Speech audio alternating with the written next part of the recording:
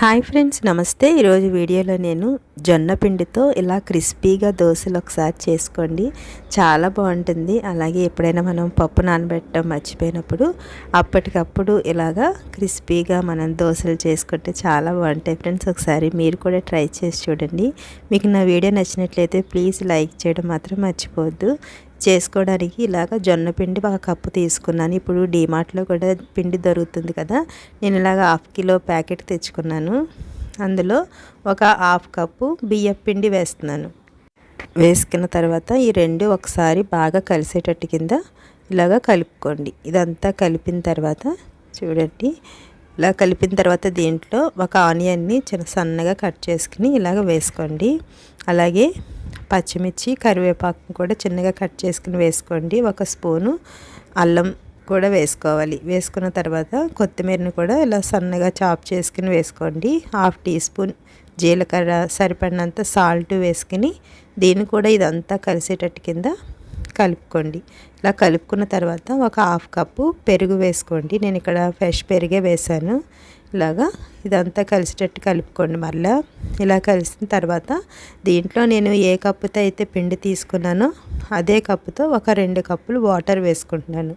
ఇలా వాటర్ వేసుకుని దీంట్లో ఏమి లమ్స్ అనేవి లేకుండా ఇలాగ విస్కర్తో అయినా కలుపుకోండి, మామూలుగా స్పూన్తో అయినా కలుపుకోవచ్చు. చూడండి, దీంట్లో ఉండలు లేకుండా కలుపుకోండి. జొన్న పిండి తొందరగా ఉండలు కడుతుంది. చూడండి, ఇలాగా అంతా కలిపిన తర్వాత మరలా 1 కప్పు వాటర్ వేసుకోండి.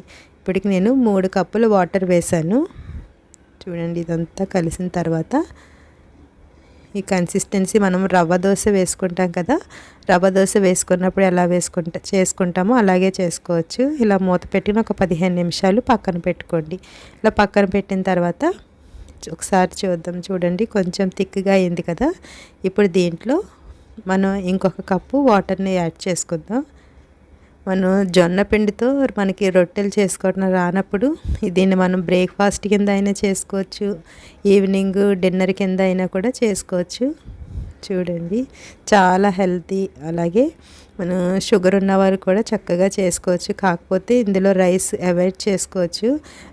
బియ్యం పిండి తీసేసినా కానీ చాలా మంచిగా వస్తాయి. దీని మీద ప్యాన్ బాగా హీట్ అయిన తర్వాత ఒక డ్రాప్ ఆయిల్ వేసుకుని దీన్ని టిష్యూ పేపర్తో మంచిగా తుడిచిన తర్వాత దీన్ని ఇలాగా వేసుకోండి. వేసుకున్న తర్వాత లో టు మీడియం ఫ్లేమ్లో పెట్టుకుని మాత్రమే దీన్ని ఇలాగా కుక్ చేసుకోవాలి, లేదంటే మాడిపోతుంది.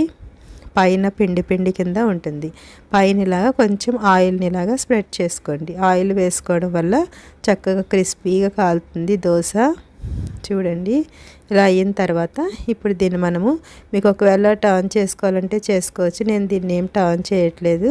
చూడండి ఎంత క్రిస్పీగా వచ్చిందో. చూసారు కదా, మిగతా పిండి అంతా కూడా ఇలాగే వేసుకోవాలి.